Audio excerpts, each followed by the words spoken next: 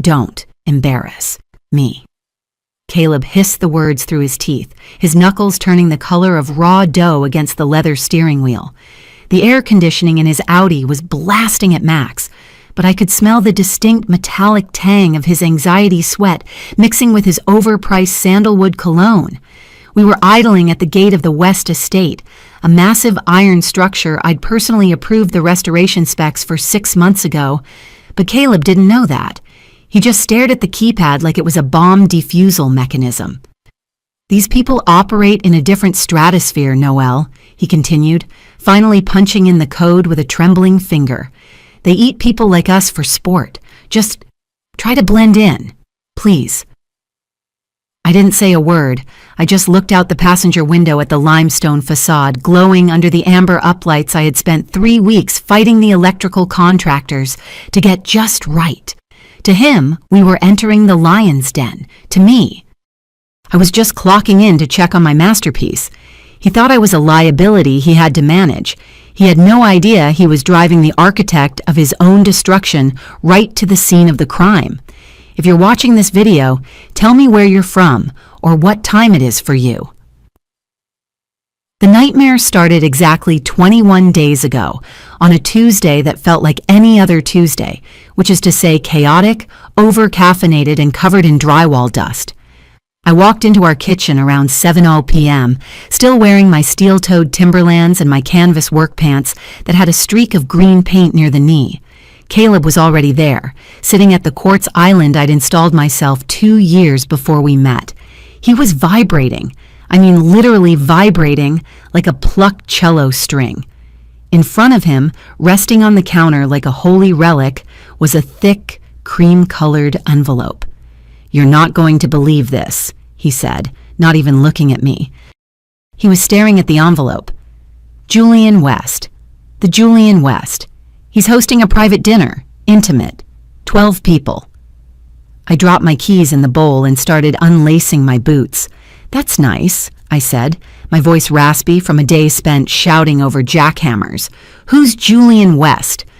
I knew exactly who Julian West was.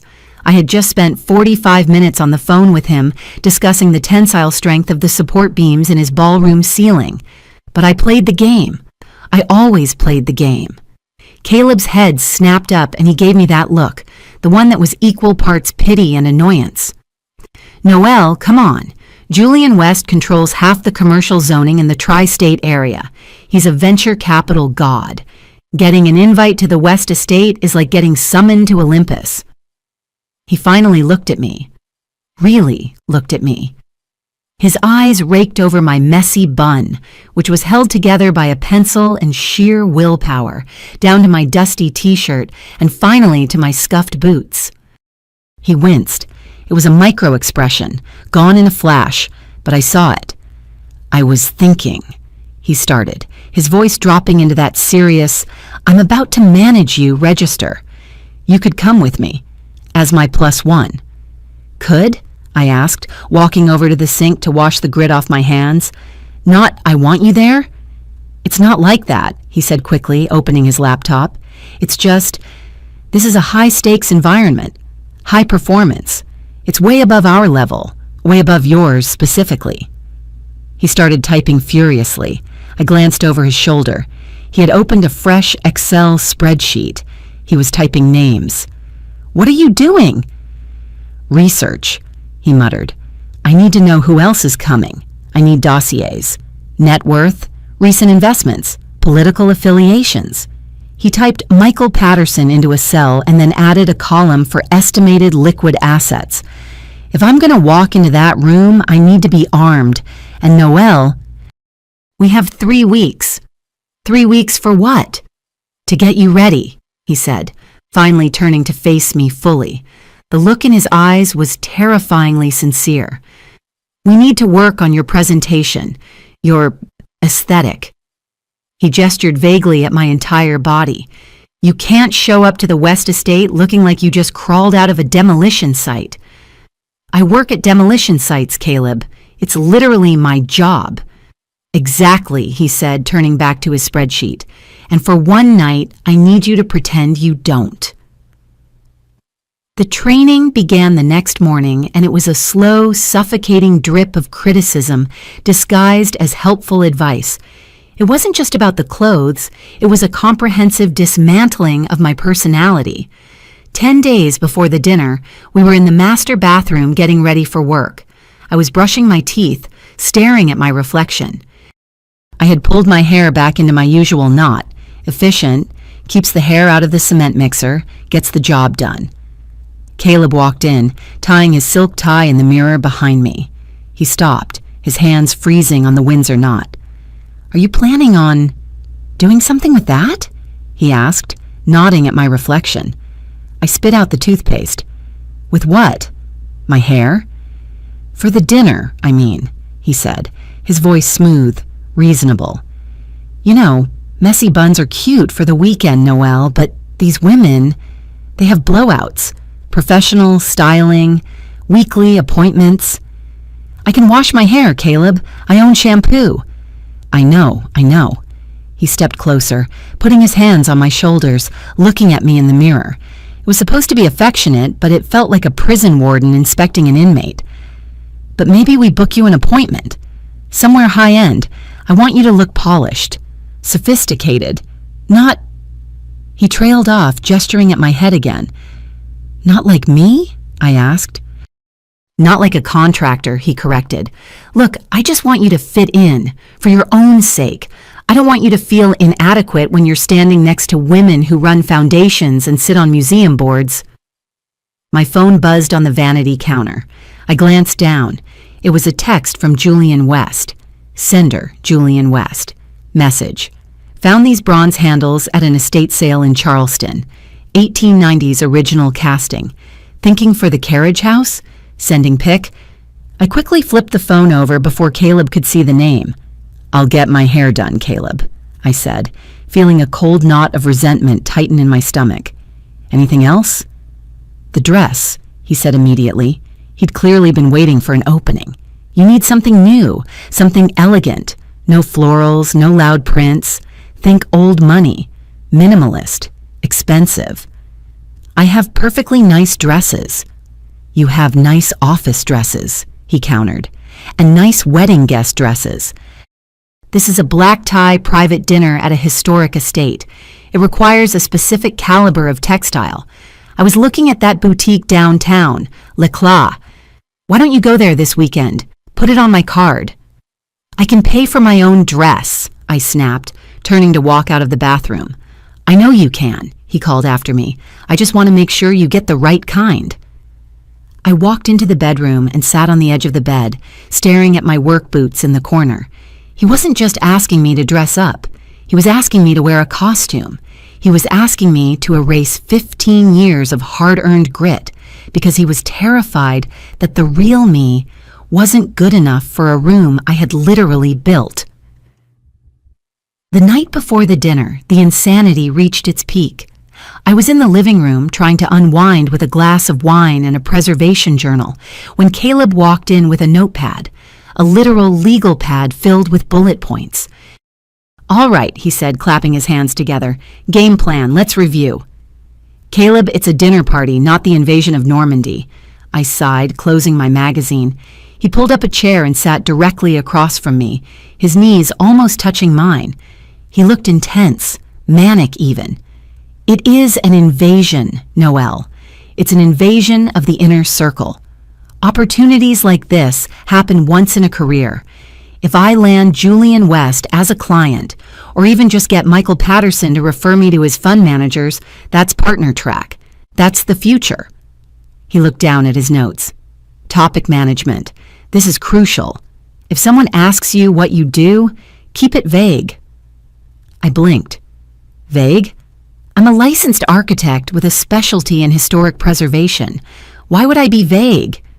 "Because," he said, talking slowly like I was a toddler, "people hear architect and they think creative type. But then you start talking about, I don't know, sludge removal and foundation cracks. It's not dinner table conversation. It's blue collar adjacent." "It's engineering," I said, my voice getting tighter. "It's messy," he insisted. "Just say you work in design or housing. And then, this is key, pivot the conversation back to them. Ask about their charities. Ask about their vacations. People love talking about themselves. He flipped the page. And please, for the love of God, don't mention any struggles. Successful people don't want to hear about permit delays or subcontractor fights. They want to hear about wins. But since your wins involve, I assume, finding non-rotten wood, maybe just let me handle the work talk? I took a long sip of wine. I thought about the win I'd had last week, solving a critical load-bearing issue in the West Estate's foyer that saved the original marble flooring from cracking under the weight of the new HVAC system, a problem 3 other firms had said was impossible to fix.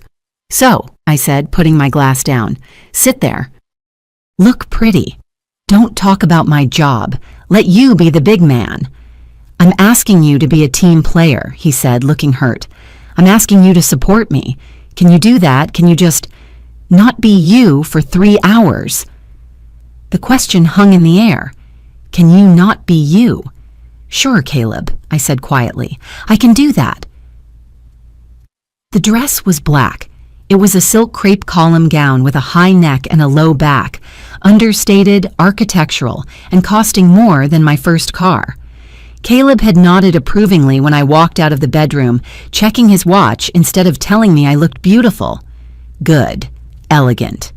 Not too flashy, he assessed, as if he were buying a sofa. Grab your clutch. We're on a schedule. The car ride was a 40-minute exercise in psychological warfare. Caleb insisted on driving, of course. He needed the control. He had put on some sort of executive focus playlist on Spotify. Weird rhythmic instrumental beats that sounded like the background music for a tech startup's apology video. He was gripping the steering wheel so hard the leather creaked. Okay, run through the names with me again, he barked, staring at the highway. Julian West, host.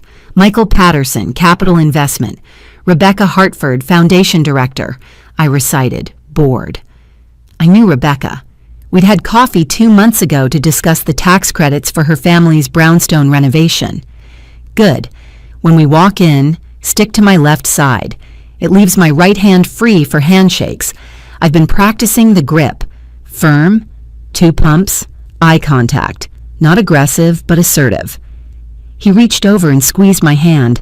It wasn't a romantic squeeze. It was a test of strength, a reminder of who was in charge. I know I've been intense, he said, his eyes flicking to the rearview mirror to check his hair for the 50th time. But this is for us, Noelle, for our future. I need to get out of mid-tier. I need to be where the real money is. And tonight is the door. I know, I said. Just drive, Caleb. He turned up the volume on the hype music. I stared out the window as the scenery shifted from the suburbs to the rolling hills of the estate district. I watched the familiar landmarks pass, the stone bridge I'd consulted on, the gatehouse I'd helped list on the registry. We were driving into my world, and he thought he was giving me a tour. We crunched up the gravel driveway, the sound of the tires announcing our arrival. The West Estate rose up against the twilight, a Georgian masterpiece of red brick and white columns. Caleb put the car in park and let out a long, shaky exhale. Showtime, he whispered. The valet, a kid named Leo, who I'd chatted with during the final site inspections last week, jogged over to the driver's side. Caleb practically threw the keys at him, too busy scanning the other cars in the drive, a Bentley, 2 Teslas, a vintage Porsche, to notice the person. Nice spread, Caleb muttered, stepping out and buttoning his suit jacket. He smoothed the lapels, his eyes darting around the exterior. A bit old-fashioned, but I guess that's the appeal. I walked around the car, my heels clicking on the bluestone pavers. I looked up at the portico. The restoration team had done an incredible job with the tuck pointing. The mortar lines were razor sharp. And the lanterns? I smiled. I had fought Julian on those lanterns. He wanted modern LEDs. I insisted on gas flame reproductions with concealed electric elements. They flickered now, casting a warm, welcoming glow that made the limestone sing. Stop staring at the lights, Noelle. Caleb hissed, grabbing my elbow to steer me toward the massive oak doors. "You look like a tourist. Act like you've been here before." "I have," I murmured, barely audible. "What?" "Nothing," I said, looking at the bronze door handles, the ones from the text message. They were installed perfectly. "I said the lighting is nice."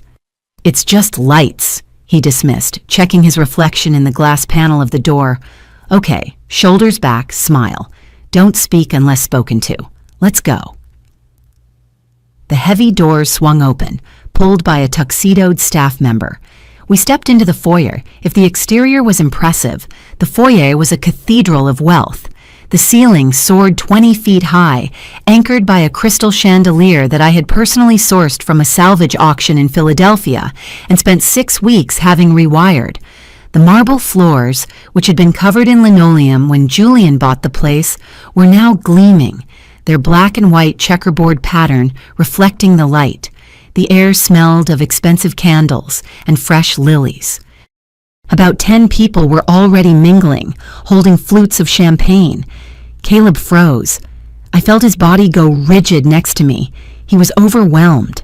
For all his coaching, for all his bravado, the reality of the wealth in this room hit him like a physical blow.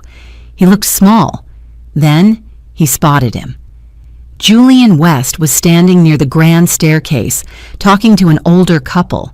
He looked impeccable in a velvet tuxedo jacket. Caleb squared his shoulders. He adjusted his cuffs. He leaned into me. "That's him. Stay here. Let me establish contact." Caleb took a step forward, pasting a bright, eager smile on his face. He extended his hand while he was still 10 feet away, leading with it like a lance. "Mr. West," Caleb projected his voice, trying to sound commanding. "Caleb Bennett, from Sterling Finance." Julian turned. His eyes swept across the room. They slid right over Caleb, didn't even snag on him. It was as if Caleb was a piece of furniture, and not a particularly interesting one. Julian's eyes landed on me, his face transformed. The polite cocktail party mask dissolved into a beam of genuine delight. He sidestepped Caleb's outstretched hand without even breaking stride. "Noelle!" Julian boomed, throwing his arms wide. Caleb was left standing there, his hand shaking the empty air, his mouth half open in the middle of his rehearsed elevator pitch. Julian reached me and grabbed both my hands, pulling me into a warm, familiar embrace. "I was terrified you weren't coming. I've been telling everyone about you. We've all been waiting to meet you." I smiled, squeezing his hands back. "Good to see you, Julian. The foyer looks decent with the furniture actually in it." "Decent? It's spectacular." He laughed, turning to the room. "Everyone, look who's here. The woman who saved this house from falling into the river." Caleb had turned around. He looked like he was having a stroke. His skin was the color of skim milk. His eyes were darting between Julian and me, trying to process the data, but the computer in his brain had crashed. "And you must be—" Julian finally acknowledged Caleb, looking at him with mild curiosity, like he was a stray dog I'd brought in from the rain. "The husband? Noelle mentioned you once." I'm Caleb," he stammered. His confident handshake was gone, replaced by a limp noodle flop. "I work in finance." "Fascinating," Julian said, already turning back to me. "Noelle, you have to come say hello to Rebecca. She's been dying to ask you about the load-bearing calculations for her theater project." The next hour was a study in slow-motion car crash physics for Caleb. For me, it was just work. We moved into the main reception room. Caleb stuck to my side like a barnacle, but he was completely invisible. The dynamic of the room shifted immediately. Usually at these things, the wives stand silently while the men talk business. Here, the billionaires were circling me. "Noelle," Michael Patterson, the man Caleb had a dossier on, pushed his way through the crowd. "I need to pick your brain. I'm looking at an old textile mill downtown, 1880s brick. Everyone tells me to tear it down, but Julian says you know how to do adaptive reuse tax credits?" "Don't tear it down, Michael," I said, taking a sip of champagne. The brick is likely structural triple wide. If you demo, you lose the historic designation status, which means you lose the 20% federal tax credit.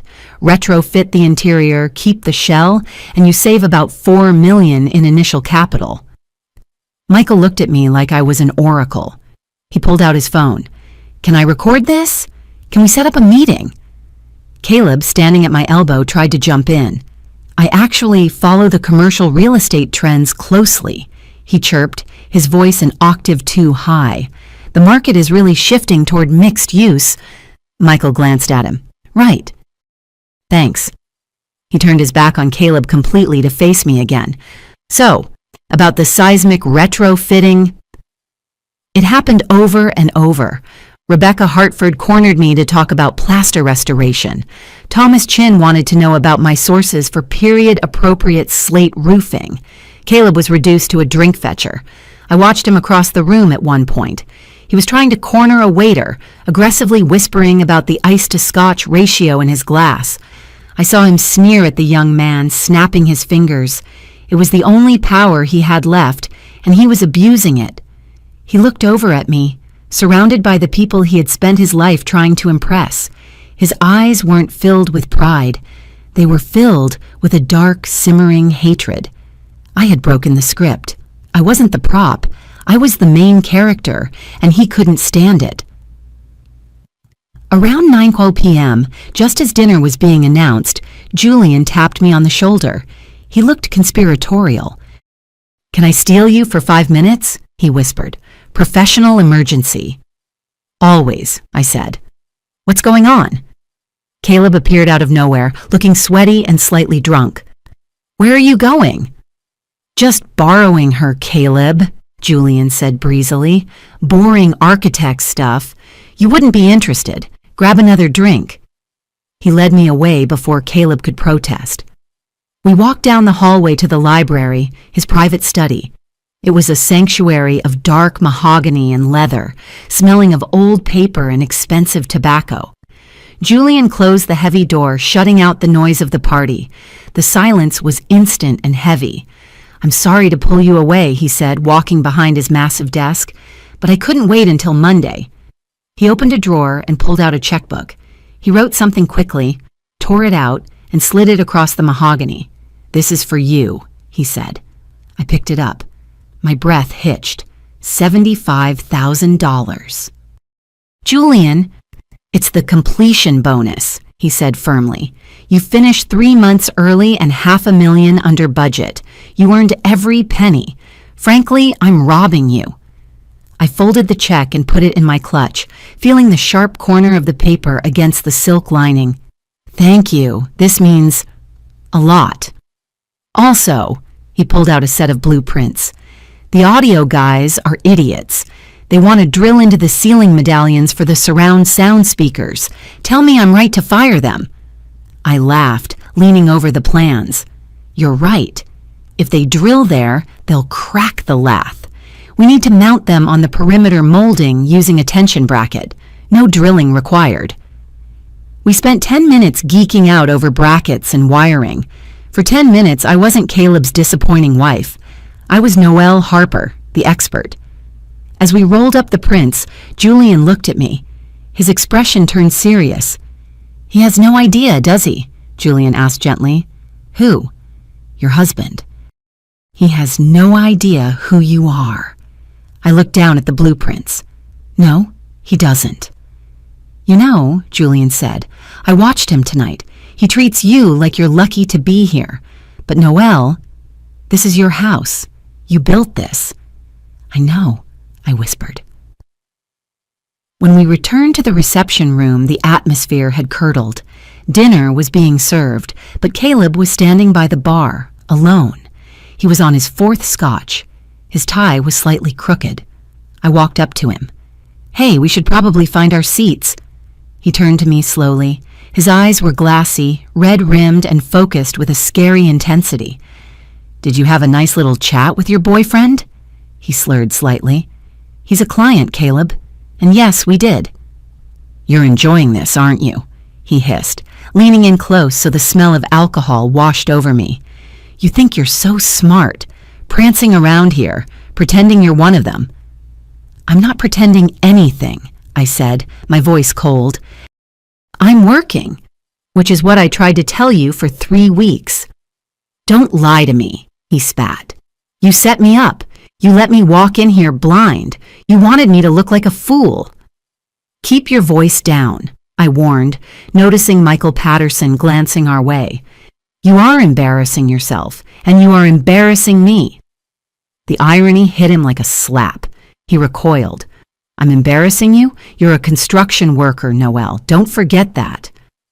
I think we should leave, I said. Now. Fine. He slammed his glass down on the bar, splashing liquid onto the polished wood. Let's go. This party is boring anyway. The walk to the car was a gauntlet. Julian tried to say goodbye, but I just waved apologetically and steered Caleb out the door. The valet brought the car around. Caleb snatched the keys from the kid without a tip and shoved himself into the driver's seat. I got in. He peeled out of the driveway, gravel spraying against the pristine limestone I had spent months restoring. The drive home was silent, a thick, suffocating silence that felt heavier than the air pressure before a tornado. Caleb drove too fast, aggressively changing lanes, staring dead ahead. His jaw muscle was jumping so hard it looked like it might snap. We pulled into our driveway. He killed the engine. The ticking of the cooling metal filled the garage. Tick, tick, tick. He didn't move. He just gripped the wheel, staring at the garage wall. You humiliated me, he said finally. His voice wasn't slurred anymore. It was cold, sober, and terrifyingly calm. I didn't do anything, Caleb. I shook hands. I answered questions. He spun in his seat to face me, his face contorted with rage. You lied. You lied by omission. You knew Julian West. You knew everyone in that room. You let me lecture you for 3 weeks about fitting in when you were already the guest of honor. I told you, I shouted back, the dam finally breaking. I told you I was working on a major estate restoration. You didn't ask which one. I told you I was working with a difficult client. You didn't ask his name. I told you I won an award. You didn't ask what for. Because I didn't think it mattered, he screamed. I didn't think your little renovation projects involved billionaires. I thought you were fixing porches in the suburbs. That's the problem, Caleb. You assumed my world was small because you need me to be small. I need you to be my wife, he yelled, slamming his hand against the steering wheel. I need a partner who supports me, not one who sandbags me to make a point. I didn't sandbag you. You dug this hole yourself. Every time you told me to change my hair. Every time you told me I wasn't sophisticated enough. Every time you told me I was above my level. You weren't coaching me, Caleb. You were insulting me. He looked at me, breathing hard. I was trying to help you. No, I said, unbuckling my seatbelt. You were trying to hide me, and tonight you realized you couldn't. I opened the car door. I'm done, Caleb. I am so done. Where are you going? He demanded. We aren't finished. I am, I said, stepping out into the cool night air. I'm going to pack. I walked into our bedroom, and it felt like walking into a crime scene where the body was the last 3 years of my life. I didn't go for the closet with the nice suitcases, the matching Samsonite set we'd bought for our honeymoon. I went straight to the back of the shelf and grabbed my old canvas duffel bag, the one with the frayed handle and the stubborn zipper that sounded like a chainsaw when you pulled it. Zzz-zit. The sound ripped through the quiet house. I started throwing things in, not folding them, just grabbing. Underwear, jeans, my laptop charger, the t-shirt I slept in. You're really doing this? Caleb was standing in the doorway. He had loosened his tie, and his hair, the hair he'd spent 40 minutes styling, was falling into his eyes. He looked like a banker who'd just lost a high-stakes trade.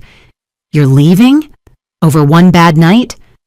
It wasn't one night, Caleb, I said, grabbing my toiletries bag from the bathroom counter. It was 3 years of you waiting for me to be someone else. Tonight was just the night you finally realized she doesn't exist. I was stressed, he shouted, stepping into the room. He was trying to block my path to the dresser, using his body to control the space like he tried to control the conversation. You know how much pressure I'm under at the firm. I wanted us to look like a power couple. Is that a crime? You didn't want a power couple, I said, shoving a pair of socks into the side pocket. You wanted a power man and his supportive, decorative accessory. You wanted a cheerleader, Caleb. You married a quarterback. Oh, listen to you, he laughed, a cold, ugly sound. One compliment from Julian West, and suddenly you're the quarterback? You're delusional. You're a contractor, Noelle. You fix old houses. Don't let tonight go to your head. And there it is, I said, zipping the bag closed. Zat. The real you. Thank you for showing up. It makes leaving a lot easier. I slung the heavy bag over my shoulder. It hit my hip with a dull thud. I walked toward the door. He didn't move. Move, Caleb. Or what? He sneered. You'll hit me with your work boots? Move, I said, my voice dropping an octave into the tone I used when a subcontractor tried to tell me a load-bearing wall was optional. Or I call Julian West and tell him exactly what you think of his boring estate. He flinched. The threat to his reputation hit him harder than a physical blow ever could. He stepped aside. I walked down the stairs, the heavy thud of my boots on the hardwood echoing the finality of the moment. I didn't look back. Eva's apartment smelled like lavender and sanity. She opened the door before I could even knock, took one look at my face and pulled me inside. She didn't ask questions. She just pointed to the couch and poured a glass of Cabernet that was filled to the dangerous bad day level. He's blowing up my phone, I said, tossing my mobile onto her coffee table like it was a live grenade. Let's see, Eva said, picking it up with the clinical detachment of a bomb squad technician. She scrolled. Okay, we have the panic phase. Timestamps 10:15 p.m. to 10:30 p.m. Babe, please, I'm sorry, I'm drunk. Don't do this. She took a sip of wine. Classic. Now we're entering the gaslighting phase. 10:45 p.m. You're overreacting. You embarrassed me tonight too, you know. We both made mistakes. Come home so we can talk like adults. He told me I sandbagged him, I said, staring at the ceiling. He said I hid my success from him. Men like Caleb don't see things they don't value, Eva said, scrolling further. Oh, here comes the rage phase. Just came in 2 minutes ago. Fine, run away. See how far you get without me managing your image. You're going to realize you need me. She dropped the phone back on the table. He's not mourning the marriage, Noelle. He's mourning the loss of his prop. He's scared he's going to look like an idiot when people ask where his wife is. He already looks like an idiot, I muttered. Julian saw right through him. Good, Eva said, clinking her glass against mine. Let him sit in it. You are staying here. I have Pop-Tarts, I have wine, and I have a guest bed that doesn't have a narcissist in it. You're safe. I took a drink, feeling the warmth of the wine hit my empty stomach. For the first time in 3 years, I wasn't worrying about whether I was chewing too loudly or sitting too ungracefully. I just breathed. 2 weeks later, the coincidences started. I was at The Grind, a coffee shop on the other side of town from where Caleb and I lived. It was my spot, the place I went to review blueprints because they had massive tables and didn't care if you stayed for 4 hours. I was deep in the schematics for the textile mill project, trying to figure out how to route the plumbing without drilling through 1880s timber, when I felt eyes on me. I looked up. Caleb was sitting 3 tables away. He had his laptop open. He was wearing a casual polo shirt, trying to look relaxed, off the clock. He saw me looking and gave a small, tight wave. Then he went back to typing. I felt a chill crawl up my spine. This wasn't his neighborhood. This wasn't his coffee shop. He hated this place. He called it hipster trash because they served coffee in mason jars. I packed up my things, my hands shaking slightly. As I walked past his table, he didn't look up, but he spoke. You look tired, Noelle. I stopped. What are you doing here, Caleb? Public place. he said, finally looking at me. His eyes were cold, calculating. I'm just working. Like you. Although, he glanced at my blueprints. I hear you're swamped. Hard to manage all that without a team, isn't it? I have a team, I said. Goodbye, Caleb. See you around, he said. 3 days later, I saw his car, his silver Audi, parked across the street from my current job site. He wasn't in it. It was just parked there, watching. A silver shark circling the water. I called Eva. Document it, she said. Dates, times, photos. This isn't coincidence. He's trying to rattle you. The rattling worked. On a Thursday morning, my project manager, Mike, called me in a panic. Boss, we have a problem at the mill, a big one.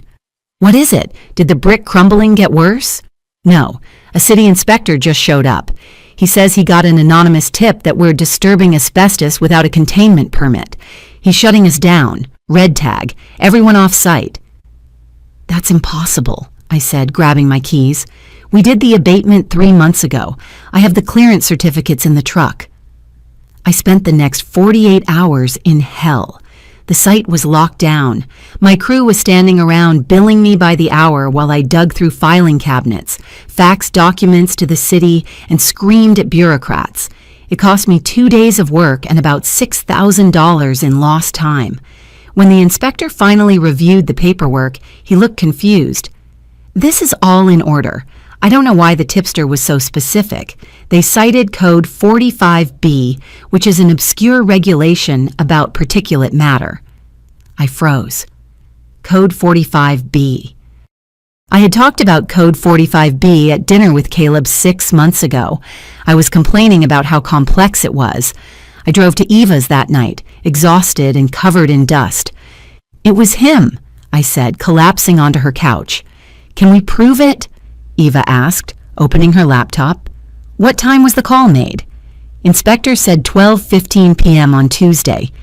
Eva typed furiously. She had access to some gray area databases thanks to her job in cybersecurity. Let's see. Caleb's lunch break. And look at this. A call to the city planning anonymous tip line from a burner number, but the cell tower ping puts it right next to his office building. She turned the laptop to me. It was a distraction, Noelle. He wanted you busy. He wanted you stressed. Why?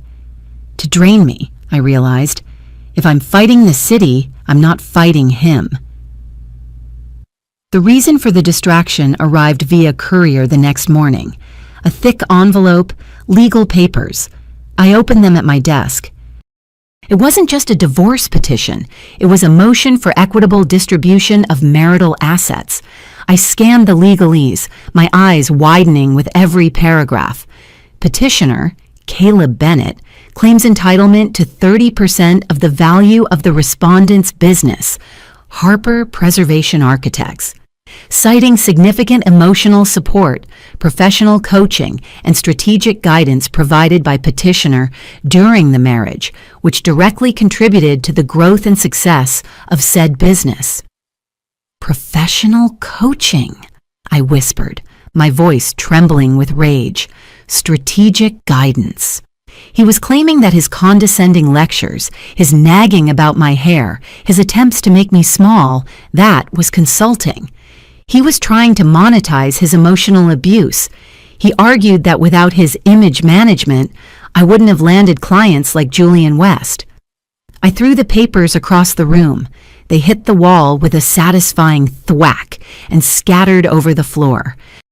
He didn't just want the house or the savings, he wanted credit. He wanted to legally force a judge to say, yes, Caleb Bennett made Noelle Harper successful. I picked up the phone and dialed my lawyer. I want to bury him, I said. I don't care what it costs. 3 weeks later, I had to attend the city preservation mixer.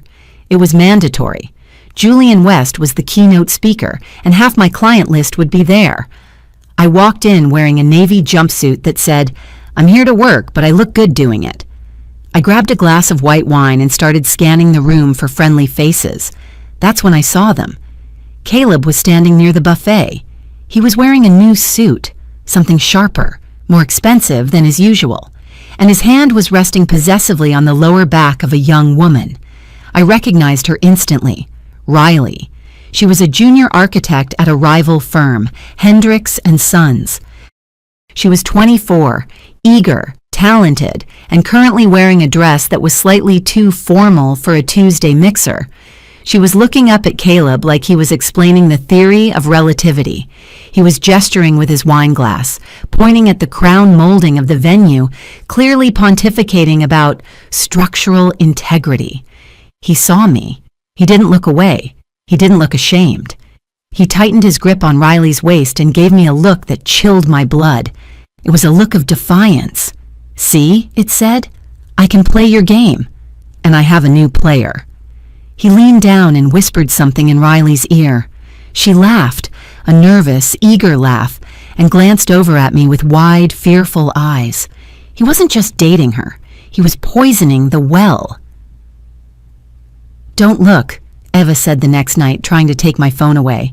"I need to know what he's doing," I said, holding on to the device. I was on Caleb's Instagram. For 3 years, his feed had been pictures of his golf swing and blurry photos of steak dinners. Now, Post 1, a selfie with Riley at the mixer. Caption, "Incredible evening discussing historic preservation with the next generation of talent. So important to honor our architectural legacy." Preservation, Nanu historic design. Post 2, a photo of an old brick building downtown, one I was bidding on. Caption, "Scouting locations. The potential in this city is limitless if you know where to look." He was stealing my identity. He was curating a digital persona that mirrored mine. He's doing this for the court case, I realized, feeling sick. He's trying to build a paper trail showing he's involved in the industry. So when he asks for 30% of my firm, the judge sees a partner, not a leech. "And Riley?" Eva asked. "She's the Trojan horse," I said. "She works at Hendricks. She has access to bid lists, client contacts. If he's pumping her for information, he could undercut you," Eva finished. "He could feed your bid numbers to her firm or use her info to badmouth you to clients." It wasn't just a breakup anymore. It was corporate espionage fueled by a fragile ego.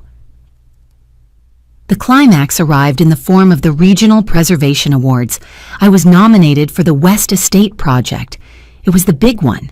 I arrived with Ava as my date. I wore a deep emerald green dress, bold, sharp, taking up space. I was done shrinking. The ballroom was packed. I saw Julian West at the head table. I saw my team. And of course, I saw Caleb and Riley. They were seated at a table in the back near the kitchen doors. Caleb looked furious about the seating assignment. Riley looked miserable. She was wearing a ball gown, full sequins, while everyone else was in cocktail attire. Caleb had clearly overdressed her again. She looked like a child playing dress-up, uncomfortable and self-conscious. When the category for Best Residential Restoration was announced, my heart hammered against my ribs. And the winner is Noelle Harper for the West Estate. The room erupted. Julian West stood up and whistled. Ava squeezed my hand so hard I thought she broke a finger. I walked to the stage. I took the heavy glass award. I looked out at the sea of faces. I found Caleb's face in the dark. He was clapping, but his expression was murderous. I leaned into the microphone. "Thank you," I said. "This award means everything because this project was a fight, not just against rot and gravity, but against doubt." I paused. The room went silent. For a long time, I was told that I needed to be polished to be professional, that my work boots were a liability, that I should smile more and talk less. But the buildings don't care about your shoes. They care about your competence. So this is for everyone who does the work while everyone else is worrying about the image. It wasn't a shout. It was a statement. A ripple of applause started, then grew into a roar. I saw Caleb stand up abruptly and storm toward the exit. Riley trailed behind him, head down. I made my escape to the ladies' room 10 minutes later, needing a moment of quiet. I was washing my hands when the door opened and Riley walked in. She stopped when she saw me. Her eyes were red. She had been crying. I dried my hands slowly. "Nice dress, Riley." She looked down at her sequins, flushing pink. "He told me everyone would be in black tie. I feel like an idiot." "You're not an idiot," I said gently. "You're just listening to the wrong person. I used to listen to him too." She looked up at me in the mirror. "He said you were crazy. He said you stole his business contacts and that you were emotionally abusive." "Does that sound like the truth?" I asked. "Based on what you've seen?" She hesitated. He asks me about you all the time. He asks about Hendrik's bid for the library project. He asks who our clients are. Last night he tried to get me to log into my work email so he could check a detail for me. "Riley," I turned to face her, "he is using you. He is using you to get to me and to build a fake case for our divorce. He doesn't care about your career. He's going to get you fired." Her lip trembled. "I know. I think I knew it when he made me change my hair tonight. He said my natural curls were unprofessional." I reached into my purse and pulled out a card. "This is my lawyer's number. If you want to stop him, if you want to make sure he doesn't do this to anyone else, call her. Tell her about the questions he asks you. Tell her about the research he's doing." Riley took the card. She looked at it, then at me. Her expression hardened. "He's waiting for me in the lobby. He's mad because I didn't clap fast enough." "Don't go to the lobby," I said. "Take the side exit." "Go home." She nodded. "Okay, I will." The settlement. 2 weeks later, we sat in a conference room, me, my lawyer, Caleb, and his lawyer. Caleb looked smug. He was leaning back in his chair, ready to fight for his 30%. "Mr. Bennett feels that his contribution to the firm is undeniable," his lawyer began. My lawyer didn't speak. She just slid a single piece of paper across the table. It was a sworn affidavit from Riley. Caleb picked it up. I watched his eyes scan the page. I watched the color drain from his face, leaving him a sickly, pasty gray. Mr. Bennett repeatedly solicited confidential client information, admitted to using the relationship to spy on competitor bids, stated his intent to destroy Ms. Harper's reputation. "This establishes a pattern of corporate espionage and malicious intent," my lawyer said calmly. "If you pursue this claim for assets, we will file a countersuit for tortious interference, and we will report Mr. Bennett to the SEC for attempting to access insider trading information regarding the commercial bids." Caleb's lawyer looked at the paper, then at Caleb. He closed his briefcase. "We're done here," his lawyer muttered to Caleb. "Sign the waiver. Take the house buyout. Walk away." Caleb looked at me. For the first time, there was no arrogance, no anger, just fear. He signed. 3 months later, I'm writing this from the roof of the textile mill. We got the project. We saved the brick. Life is quiet, but it's the good kind of quiet, the kind where you don't have to walk on eggshells. My firm is growing. Julian West referred me to 3 new clients. I hired a new junior architect last week, a kid with great ideas and terrible fashion sense. I didn't say a word about his shoes, and I met someone. His name is Dominic. He's a structural engineer. We met on site when we were both looking at a rusted truss. He didn't ask me what I was doing there. He didn't ask if I was the assistant. He just looked at the truss, then looked at me and said, "Shear stress is about 40 kips, right? What do you think? Flitch plate or full replacement?" We talked for 2 hours about steel tension. Last week we went to dinner. I wore jeans. He wore a flannel shirt.